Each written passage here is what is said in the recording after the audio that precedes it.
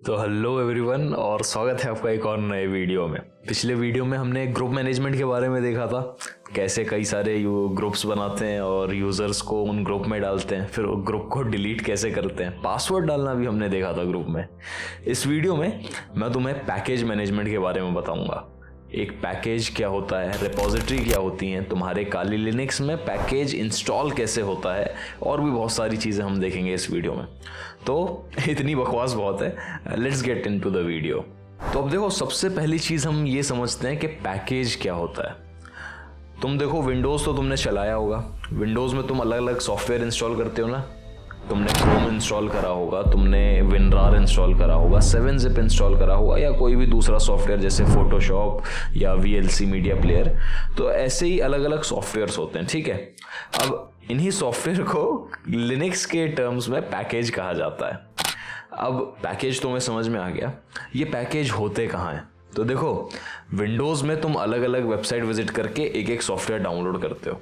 Linux में क्या होता है, एक रिपोजिटरी बन जाती है और वहाँ पे कई सारे पैकेजेस लिस्टेड होते हैं। जो तुम्हें अभी दिख रही है ना, ये रिपोजिटरी है, और ये रिपोजिटरी का स्ट्रक्चर अभी मैं आगे बताऊंगा कैसा होता है। बट मोटा मोटा तुम ये समझो कि रिपोजिटरी बस एक लिस्ट है जहाँ पे कई सारे पैकेजेस की इंफॉर्मेशन पड़ी हुई है। अब देखो, रिपोजिटरी दिखती कैसी है, मतलब तुम सोच रहे होगे ना कि यार रिपोजिटरी कैसी दिखती है जिसमें कितने सारे पैकेजेस होते हैं। तो यहाँ पे देखो, ये सोर्स लिस्ट है जो मैंने काली लिनक्स की रिपोजिटरी से डाउनलोड करी है, ठीक है। इसका एक बार साइज चेक कर लो तुम, कितना है, 64 MB, 64.2 मेगाबाइट्स की फाइल है ये। और इसको मैं खोलता हूँ तो इसमें सारे पैकेजेस दिख जाएंगे जितने भी प्रेजेंट होंगे रिपोजिटरी में। तो देखो, यहाँ पे पैकेज का नाम है 0AD, फिर यहाँ पे इसकी बाइनरीज का नाम है 0AD, इसका वर्जन दिया हुआ है, मेंटेनर कौन है इसका, अपलोड किसने करा है, बिल्ड डिपेंडेंसीज।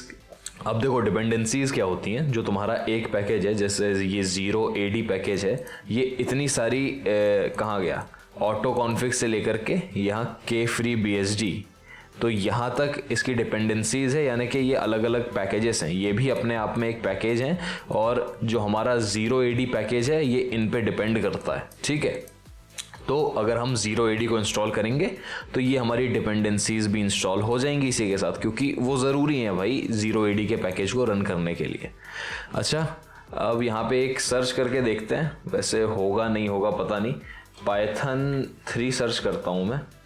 अरे यहाँ पे नहीं, डिपेंडेंसी में ही आ गया ये तो। मैं एक काम करता हूँ, ऐसे सर्च करता हूँ यहाँ पे पैकेज, और उसके बाद यहाँ पे चेंज कर देता हूँ पाइथन 3, ठीक है।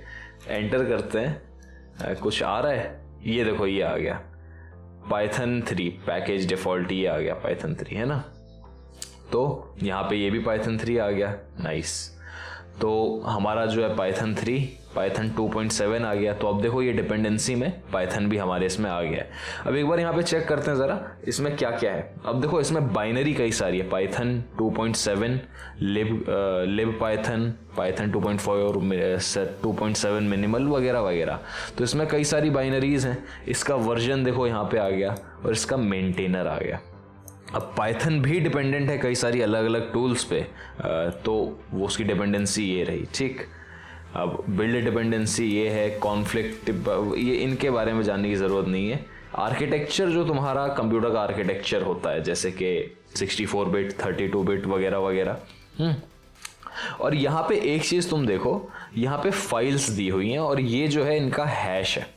अब देखो, यहाँ पे ये जो फाइल है .dsc, और इसके बाद यहाँ पे .targz, div.gz, तो ये जो फाइलें हैं ये डाउनलोड करेगा हमारा क्या, पैकेज मैनेजर, और उसके बाद इनको इंस्टॉल करेगा।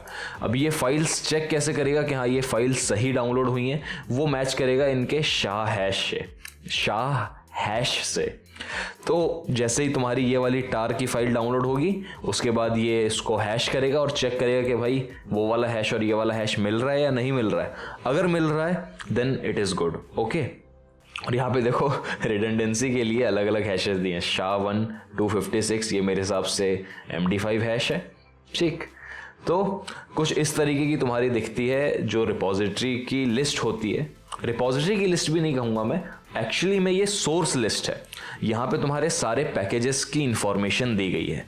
तुम्हारा पैकेज कहाँ पे है वो अभी इससे भी बड़ी रिपोजिटरी में है। वो मैं तुम्हें दिखाता हूँ वो कैसे देखोगे। मैं फायरफॉक्स में लिखूंगा http.kali.org और ये एंटर दबा दूंगा। अब देखो ये जो दिख रहा है ना तुम्हें, ये है रिपोजिटरी। यहाँ पे देखो क्या लगा, this is Kali Linux main package repository. यहाँ पे सारी इंफॉर्मेशन है। इसके बारे में अगर तुम्हें और जानना है तो लिंक डिस्क्रिप्शन में है, तुम्हें वहाँ पे काफ़ी डिटेल में पता चल जाएगा कि डिस्ट क्या होता है, पूल क्या होता है। मैं मोटा मोटा तुम्हें बता देता हूँ कि पूल में मैं जाऊँगा और उसके बाद अब यहाँ पे कैटेगरीज आ गई। पेरेंट डायरेक्टरी पे क्लिक मत कर देना वरना तुम वापस से पीछे आ जाओगे। ये देखो है ना, तो पूल में जाते हैं। तो अब देखो मेरा URL चेंज हो गया पूल में। यहाँ पे क्या है, जो हमारे सॉफ्टवेयर की बाइनरीज हैं, एक्चुअली जो सॉफ्टवेयर मैं कह रहा हूँ यानी कि पैकेज, तो उनकी बाइनरीज इस पूल में स्टोर्ड है।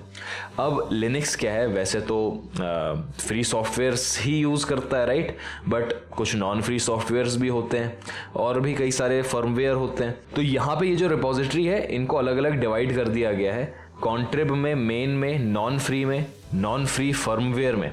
ठीक है, तो जो हमारे नॉन फ्री सॉफ्टवेयर होंगे वो इसमें होंगे। तो इसके बारे में तुम्हें जानना है तो एक बार डिस्क्रिप्शन में जो आर्टिकल दिया है ना मैंने, उसको रीड कर लेना, वहाँ पे तुम्हें और पता चल जाएगा।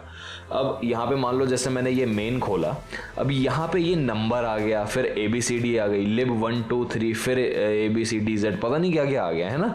तो ये असल में क्या है, ये कुछ नहीं है। एक्चुअली होता क्या है कि जो हमारे सॉफ्टवेयर हैं या पैकेज जिन्हें हम कहते हैं वो स्टोर होते हैं कहाँ पे, इन्हीं में। तो जो भी पैकेज हमारा D नाम से चालू होगा वो यहाँ वाले इस फोल्डर में होगा, मेन के D में। ठीक है, तो देखो जितने भी ये D नाम से पैकेजेस चालू होते हैं वो सब यहाँ पे हैं। ठीक, तो अब तुम्हें समझ में आ गया ये कैसे काम करता है। थोड़ा और डिटेल में जानना है तो please check out the article in the description. और अब मैं इसको बंद करता हूँ। हमें रिपोजिटरी के बारे में समझ आ गया, बट काली लिनक्स में ये रिपोजिटरी हम कहाँ पे डिफाइन करते हैं कि ये कहाँ पे प्रेजेंट है। अब काली लिनक्स में एक लिस्ट होती है जिसका नाम है source.list। मैं कैट करूँगा और etc apt source.list एंटर दबाऊंगा तो अब देखो यहाँ पे ये इंफॉर्मेशन प्रेजेंट है। क्या प्रेजेंट है कि हमारी जो रिपोजिटरीज हैं उनके बारे की उनकी इंफॉर्मेशन है। तो यहाँ पे ये देखो http.kali.org और उसके बाद / लग के काली लगा है। ठीक है, यहाँ पे काली रोलिंग है, मेन, कॉन्ट्रिब, नॉन फ्री। ये तुम्हें थोड़ा थोड़ा स्ट्रक्चर ऐसा लग रहा होगा ना जो तुमने अभी पूल में देखा, जहाँ पे नॉन फ्री भी था, कॉन्ट्रिब भी था और मेन भी था। तो ये वही चीज़ है, रिपोजिटरी के बारे में बता रहा है कि कहाँ से तुम पैकेजेस इंस्टॉल कर सकते हो। तो इसका मतलब क्या है, तुम नॉन फ्री वाले फोल्डर से भी डाउनलोड कर सकते हो पैकेजेस, मेन वाले से भी कर सकते हो। ठीक है, और कॉन्ट्रिब वाले से भी कर सकते हो। अब यहाँ पे तुम और भी रिपोजिटरीज ऐड कर सकते हो इस source.list को चेंज करके। यहाँ पे तुम चाहो तो 2 रिपोजिटरी और डाल दो, डिवाइन की रिपोजिटरी डाल दो। ये तुम्हारे ऊपर है, it is up to you, तुम्हें जो करना है तुम करो। मैं एक बार तुम्हें बताता हूँ, क्या बताता हूँ, किसी सॉफ्टवेयर को इंस्टॉल करके। अब देखो हमारा जो सॉफ्टवेयर है यानी कि पैकेज, वो इंस्टॉल हम करते हैं एक पैकेज मैनेजर से। लिनक्स अगर तुम्हारा डिवाइन बेस्ड है यानी कि अगर तुम यूबंटू यूज़ कर रहे हो या काली लिनक्स यूज़ कर रहे हो तो वहाँ पे होगा क्या कि तुम apt यूज़ करोगे। apt होता है पैकेज मैनेजर हमारा, यहाँ पे लिखा है apt is a command line package manager. ठीक है, ये क्या क्या कर सकता है, देखो ये पैकेजेस को लिस्ट कर सकता है, सर्च कर सकता है, पैकेजेस की डिटेल दिखा सकता है, उन्हें इंस्टॉल भी कर सकता है, री install, remove, auto remove, update, बहुत सारी चीज़ें कर सकता है। बेसिकली मतलब सब चीज़ें जो तुम चाहो वो ये कर सकता है। तो एक सॉफ्टवेयर इंस्टॉल करते हैं हम।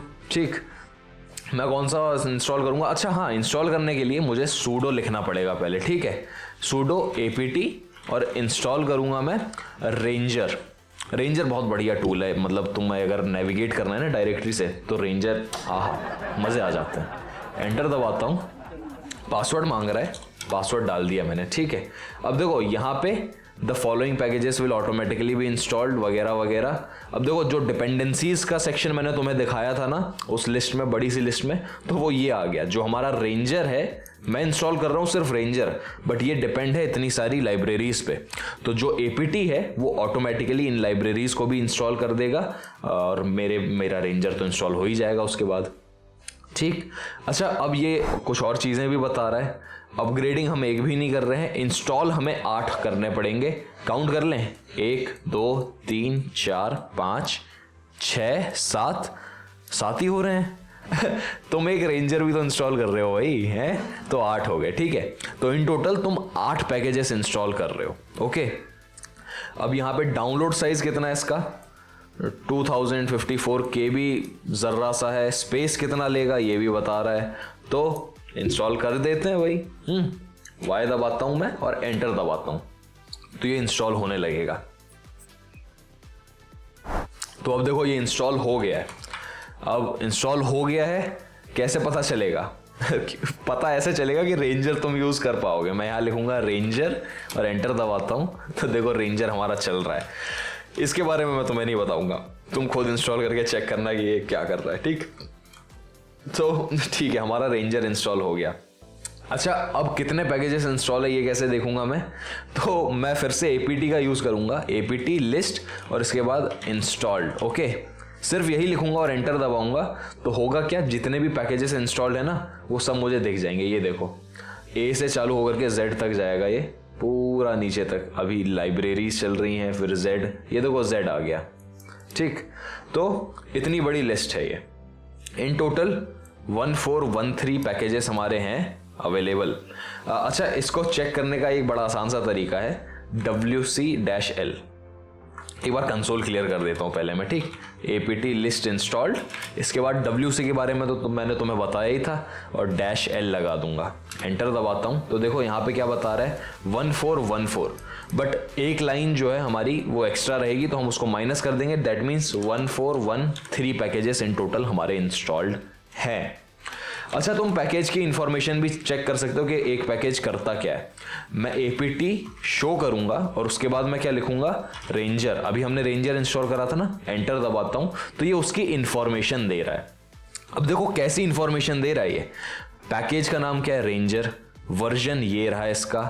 सेक्शन यूटिलिटीज, मेंटेनर की इंफॉर्मेशन दे रहा है। इंस्टॉलेशन साइज है, डिपेंड्स अपॉन ये चीजें हैं। रिकमेंड्स ये वगैरह वगैरह, सजेशंस, होम पेज इसका ये रहा, टैग वैग फलाना ठिकाना, और ये रहा इसका डिस्क्रिप्शन। तो इनमें से कुछ चीज़ें तो हमने कहाँ देख ली थी, हमने अपनी वो सोर्स लिस्ट की फाइल में देख ली थी ना। तो ठीक है, इसको क्लियर करता हूं मैं।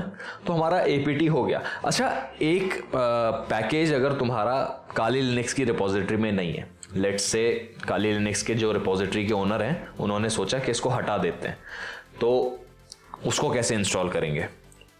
उसके लिए हमें मैनुअली इंस्टॉल करना पड़ेगा सबसे पहली चीज़। और अभी रिसेंटली एक बहुत ही अच्छा एग्जांपल है नियोफेच का। तो अब देखो यहाँ पे इसका नियोफेच का ये खोलता हूँ मैं ज़रा। अब यहाँ पे इसकी न्यूज़ देखना एक बार, नियोफेच रिमूव फ्रॉम काली रोलिंग।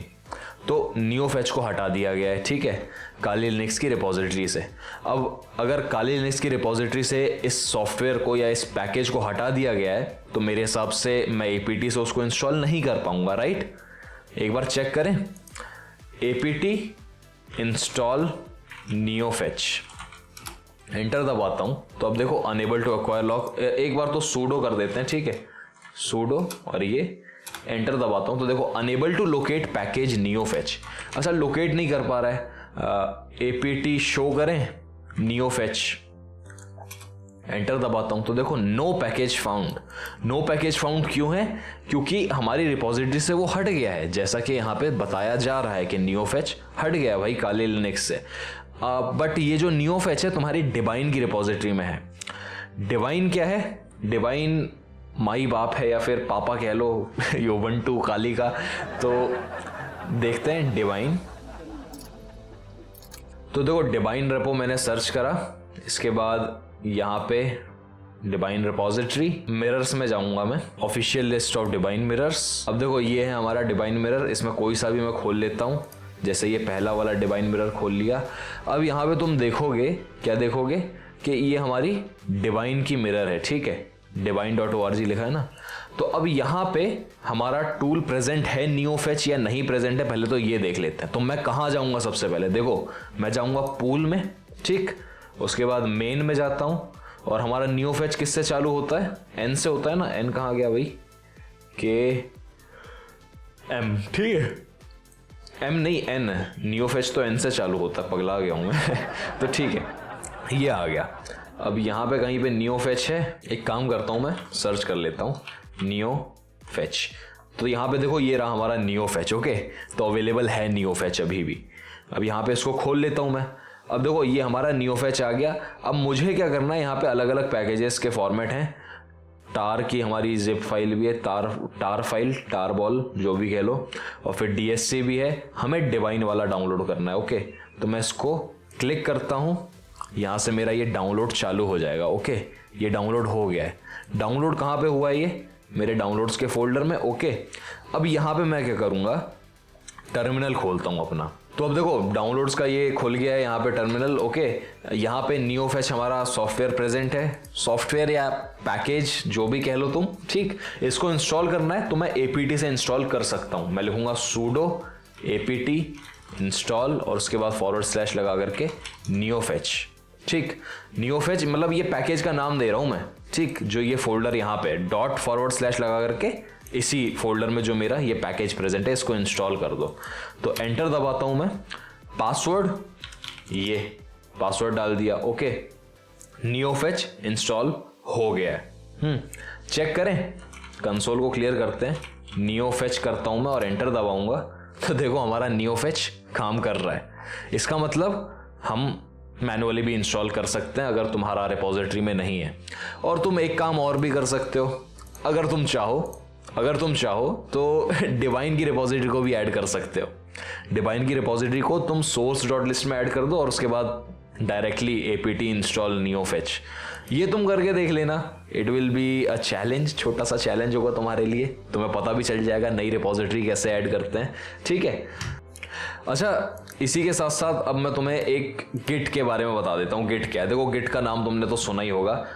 अब देखो गिट क्या है, एक वर्जन कंट्रोल सिस्टम है जिससे तुम डाउनलोड कर सकते हो रिपोजिटरीज वगैरह वगैरह। और तुम अगर साइबर सिक्योरिटी में हो तो तुम कई सारे टूल्स गिट से क्लोन करोगे या डाउनलोड करोगे।